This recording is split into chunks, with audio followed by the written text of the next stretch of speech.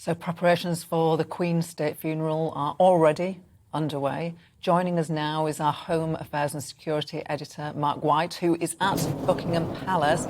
Mark, before we talk about the security arrangements for Monday, the King is returning. He's in Wales at the moment. He will be returning there later today. Just talk us through his schedule as he returns to the capital, to London, later today.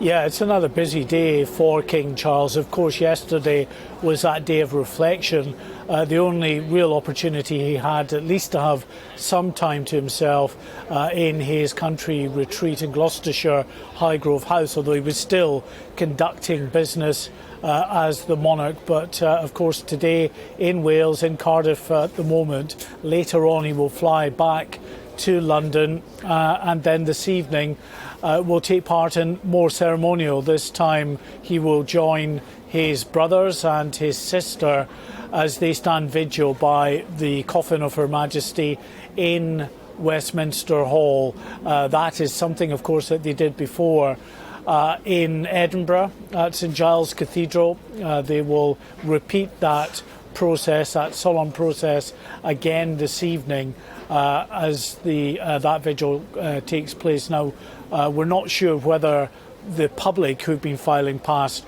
will be stopped from going through at that point. One would imagine they probably would, just to give the children of Queen Elizabeth II some time, some moments in private to perform that particular duty.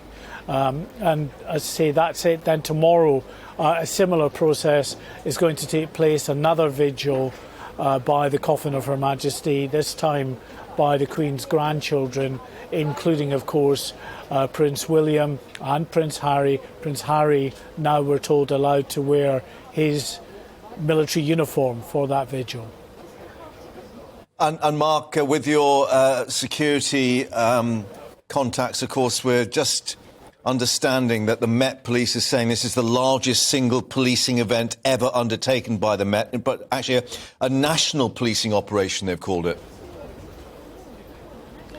Yeah, very much a national policing operation, because effectively pretty much every single force in the country have officers assigned to this royal task down in London and other areas where the King and other royal family members have been gathering as part of the preparations for the funeral process.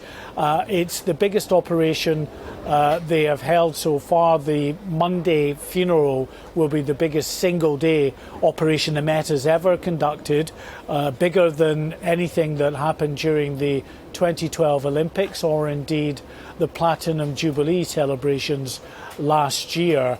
And there will be specialist officers from many forces down to supplement specialist officers here in the Met. Now, by those I mean the likes of the specialist firearms officers who will be on duty, in particular guarding the hundreds of world leaders and other VIPs who are going to be descending on London for the state funeral on Monday. And on that front, in terms of the world leaders who are coming, we've been told that Prime Minister Liz Truss will be holding some meetings with some of those world leaders. On Saturday, she's going to be meeting the Prime Ministers of New Zealand and Australia, and then on the Sunday she'll be meeting the President of Poland, also the Prime Minister, the Taoiseach of the Irish Republic, and meeting President Joe Biden of the United States, who's coming across. We understand that although a lot of the VIPs and world leaders will be podded, is effectively what they call it, arriving under specially escorted buses for the funeral on Monday, we don't expect that the US President will arrive like that. We understand preparations are underway to get the Beast across, this big armoured limousine that the President always travels in, escorted by dozens of security vehicles.